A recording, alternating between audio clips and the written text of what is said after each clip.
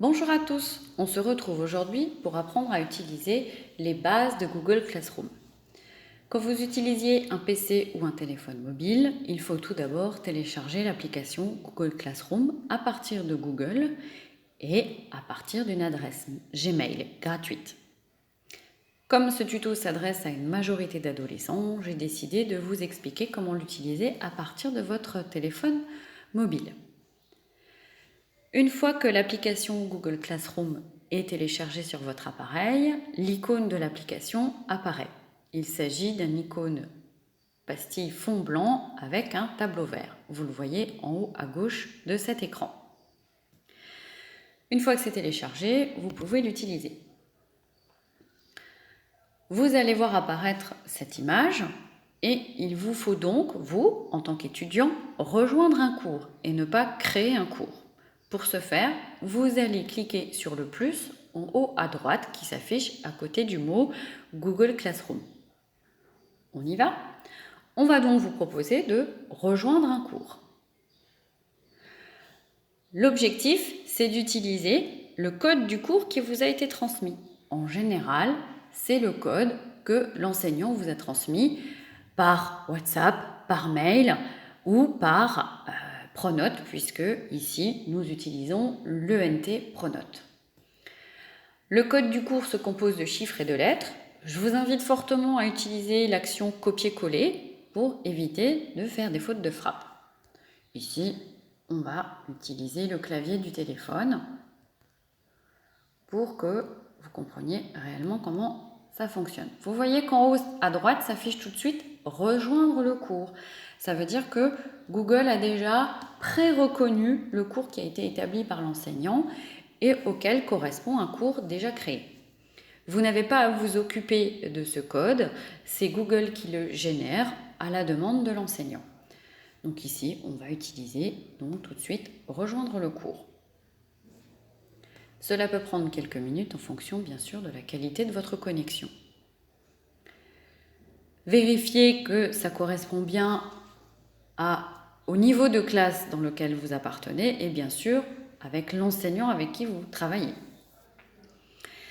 Vous avez donc en haut le thème de travail.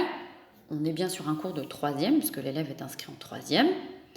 Et en bas de l'écran, vous avez les différents onglets qui vous permettent de naviguer dans cette application. Vous avez les flux, les travaux et les participants. On peut aller voir les participants. Vous allez retrouver l'enseignant, donc c'est bien ici Madame Wagner, et les autres élèves. Ici, il n'y aura que vous et Dieudonné Aurélie qui sont inscrits, ça fait donc 2 élèves. L'application va se modifier au fur et à mesure. Dans les flux, vous allez avoir les différentes notifications qui apparaissent. Ici, par exemple, le dernier travail posté, le dernier flux posté, c'est celui « Nouveau devoir, comment rédiger un compte-rendu de TP en SVT ». C'est un devoir qui vous a été attribué directement par l'enseignante. Vous pouvez aller vérifier donc dans les travaux.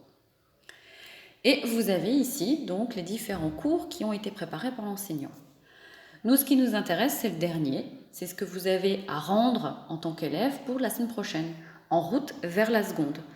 Vous devez donc faire le lien entre ce qui vous est demandé sur Pronote et ce qui vous est demandé donc et attribué dans Google Classroom. Le travail à rendre, la date limite c'est pour la semaine prochaine, le 10 juin à 22 h. L'avantage de Google Classroom, c'est qu'il accepte les travaux même en retard. L'enseignant recevra juste une notification comme quoi votre travail a été rendu en retard. Cliquons sur ce devoir. Voilà.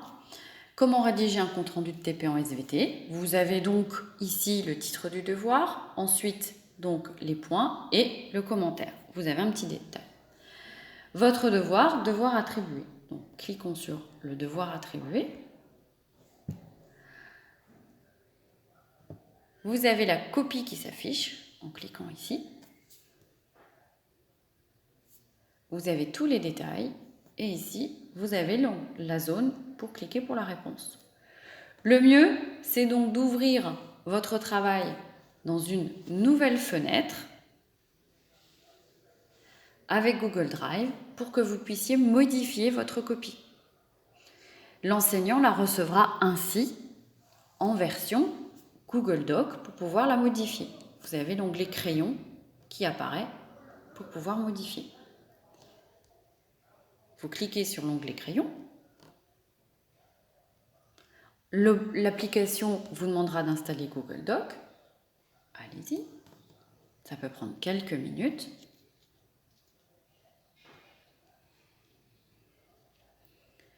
L'objectif étant de travailler avec une copie numérique, donc de ne plus envoyer des points TXT si vous travaillez sur Apple, ou de ne plus envoyer de photos pour les élèves qui ne maîtrisent pas donc les documents.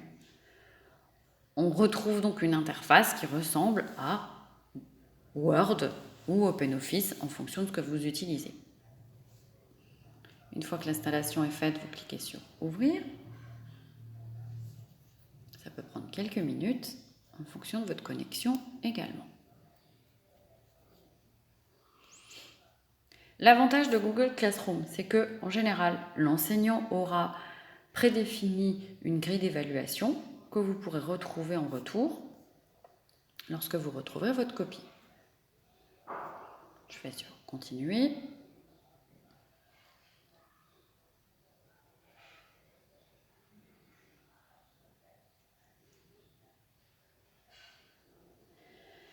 Lorsque l'enseignant recevra votre travail, il va pouvoir directement corriger et mettre des annotations, c'est l'avantage, comme s'il avait une copie papier. On fait défiler, donc là c'est la partie leçon, et ici c'est la partie réponse. On clique sur le crayon.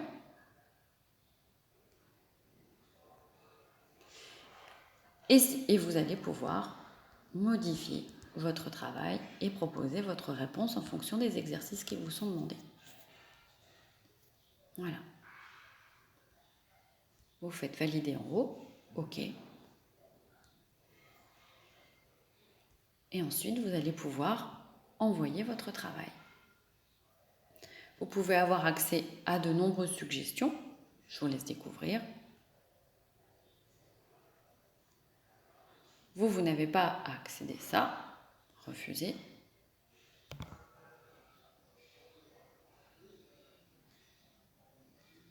Voilà.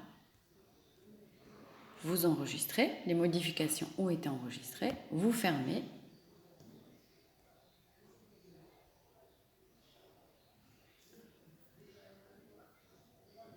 Et ensuite, vous rendez votre copie.